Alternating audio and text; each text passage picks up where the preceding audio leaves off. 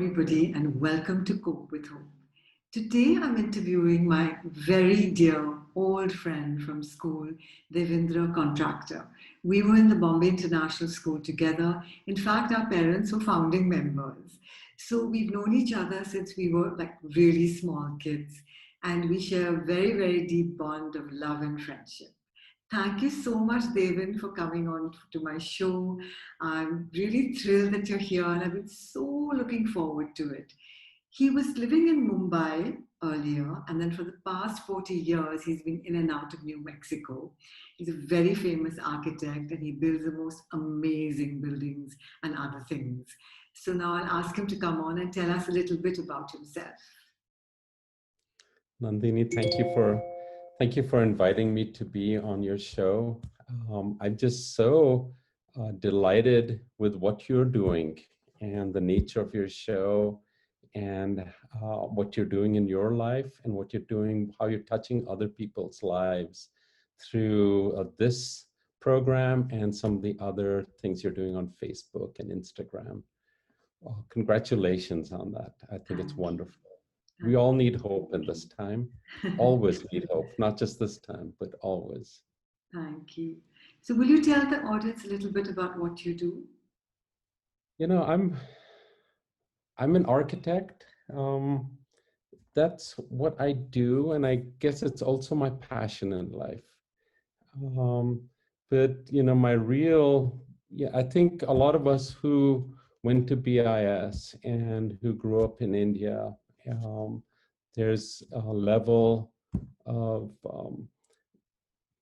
I guess spirituality would be the best way to describe it. And I think, you know, we're all seeking for some higher truth, to do good in this world, to be as good, as kind and human beings as possible. Yeah. And so, you know, I'm an architect, but really my real interest is how can I be a better human being and help other people?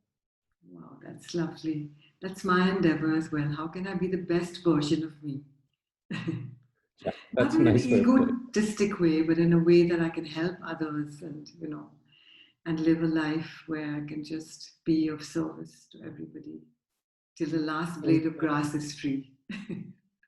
That's very nice. That's a good bodhisattva. Wow. You know, the nature of hope and ego is something that I think is quite fascinating, because I think a lot of times hope is confused or misused to be about expectation. Yeah. That is also about appetite. So, you know, in a way, hope is one of the great things that defines us as a species. Yeah. It can also, unbridled hope, like unbridled appetite, is also something that's wrong with our species. Yes. We don't know how to control it, and we don't know how to accept hope and the results that fate brings us, that life, the trajectory that life takes us on, in a way that is full of gratitude as well. So, you know, I'm very grateful to be an architect, to have had some wonderful commissions, some great clients, great colleagues that I have the privilege of working with.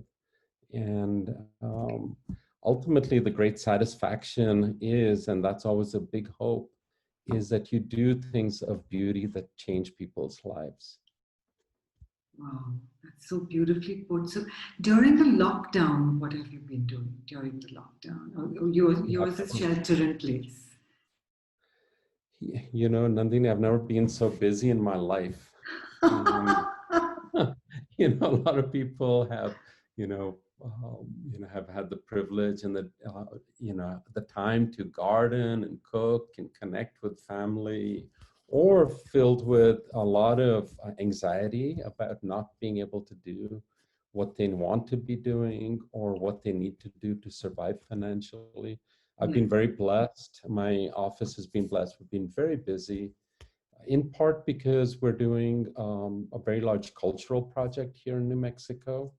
We're doing a new contemporary art museum for the state of New Mexico. Oh, that's beautiful. And it's quite wonderful. We have a incredible governor in our state who's early on she acted related to the lockdown, really kind of imposed some strict laws within the state for social distancing that have really helped.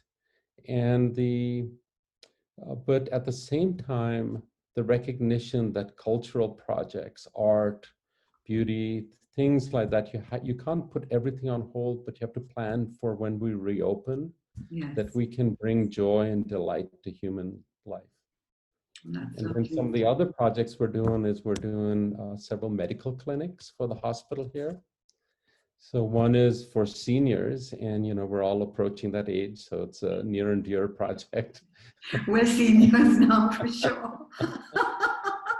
And the other is it's a movement disorders clinic that treats people who have Alzheimer's and other kind of movement disorder related problems.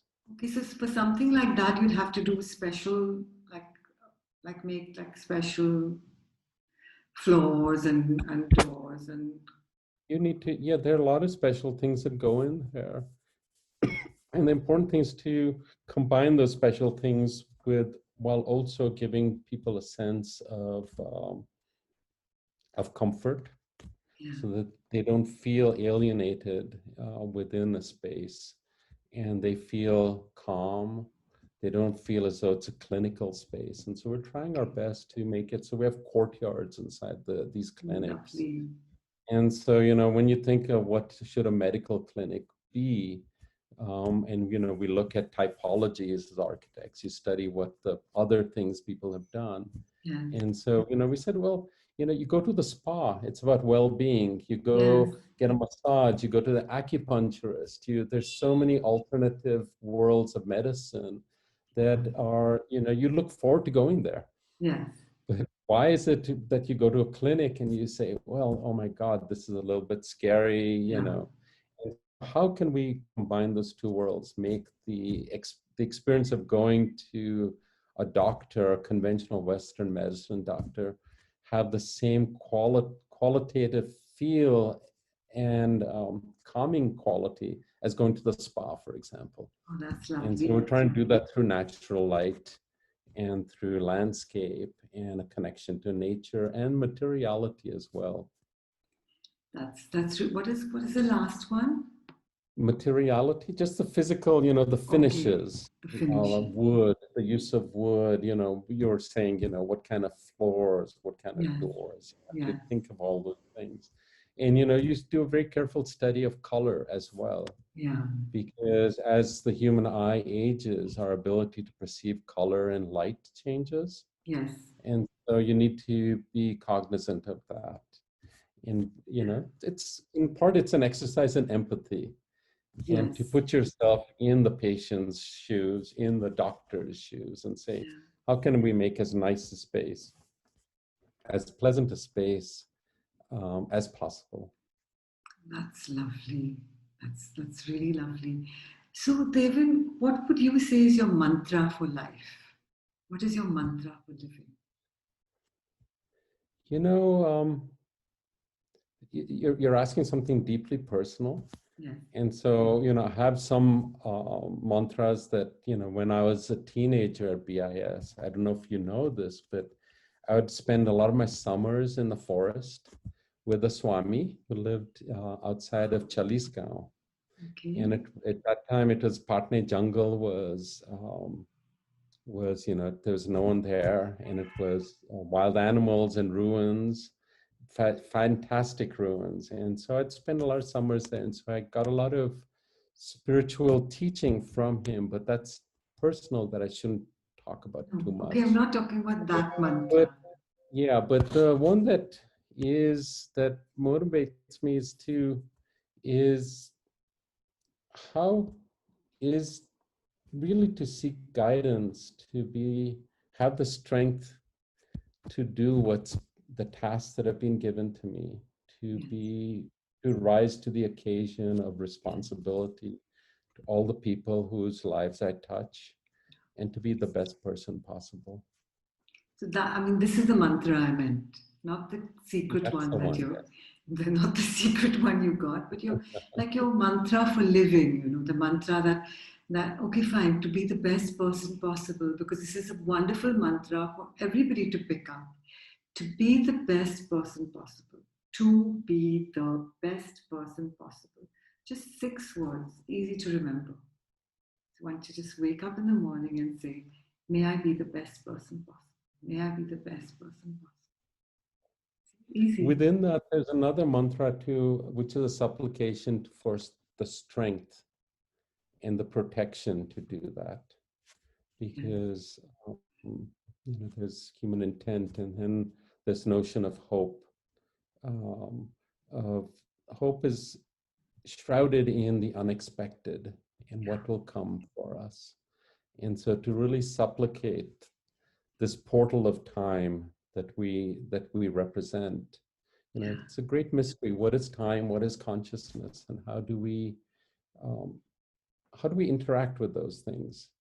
And as time passes, I see myself more and more as just a portal. That's this life is just, it's a portal. And so to be respectful of that portal, but then to also recognize that grace and hope make such a big difference. Yeah, that's really true. And what would you say hope is in very simple terms? I've been thinking about that so much, I was thinking of it in the context of, for example, a Leonard Cohen song, there's only one hope, there's only one prayer. As I listen for your step on the stair, I think those are the lines. But, so that's one kind of a hope, and that's one kind of a prayer. But I think there's also the hope of the unexpected that comes. What will tomorrow bring? What will later today bring? What does this day have in store for me, or this evening, as the case may be? And the hope, I think sometimes you have to be very careful, because I think during this time we fall into the trap of hope and fears being very closely linked. And to allow, I was listening in on your meditation earlier, and you're talking about clearing the mind. Take all that stuff off the shelf. I thought that was lovely. You have to take that stuff off the shelf. Clear the cache, Yeah. And, you really need to do that. And I think sometimes when we have hope, it's combined with very specific things, I hope I have a really great meal tonight. I hope so-and-so is nice to me. And I think there's a larger sense of hope of goodness that emanates, and the unexpected, to keep it open for things that are unexpected that but that will be quite wonderful. Absolutely. So for me, hope, the word hope is very much in the present moment. So in this present moment, the hope is that there are multiple possibilities in this moment. And I'm always open for those multiple possibilities in this moment. Beautiful. Yeah. Because otherwise you're just trapped in that desire all the time. And that's where we keep picking up the garbage. A child will play with a box. A child will play with a little piece of cloth. And as he grows older, he'll want the cycle, and he'll want the iPhone, and he'll want the Maserati or whatever, blah, blah, blah. But a child will play with a box. When we were kids, we just had stones. Yeah, same here. And I thank my parents for the kind of life that they offered me when I was a child, because that's gone a long way today. But I still feel, even then, you do pick up a lot of garbage on the way. And I think the lockdown has forced us all to face our shadow selves, and therefore we should accept that part of ourselves and also learn to clear the cache. Yeah. I think, there's, here in New Mexico, we have a lot of Native American teachers. And the whole thing, and COVID has really hit those communities so hard. It's been such a tragedy. Yeah. But they see this, the teachers within those communities talk about how this is the time of reinvention, where it's a time of reckoning, where we redefine who we are, what we do, and what our values are. Yes. I mean, one of the great delights in my life is how during this time, His Holiness the Dalai Lama has been doing so many incredible teachings online. Yes. We're lucky that all this is available to us, and we should be just lapping it all up. I mean, can you imagine if this had hit us when we did not have internet, where were unable to communicate like this on Zoom? That would have been very sad. My work is on Zoom right now. Yeah. I talk to my clients, my team, everyone's socially distancing from the office. And so that's how we communicate. Yeah. So before we end, is there anything that you'd like to tell our audience? Oh, I don't really know the audience, but I know you, Nandini. Okay, but if you'd like to tell me. I'll talk to you. Yes. And keep doing what you're doing. I'm just so delighted to connect with you again after so many years. Yeah. And I think this is the start of a longer conversation between us. Definitely. And, so much time has passed. And so many things have changed in our lives. Look forward to meeting you next time I'm in Bombay or Bangalore, or wherever your path takes you. But what I'd like to say is, Nandini, keep doing what you're doing. It makes a big difference. Making a difference. You're touching people's lives. And I'm just so thrilled that you're doing that. It gives me great joy that you're doing that. Thank you. And you've given me great joy by coming onto my show. So thank you everyone for watching, and do keep watching my shows.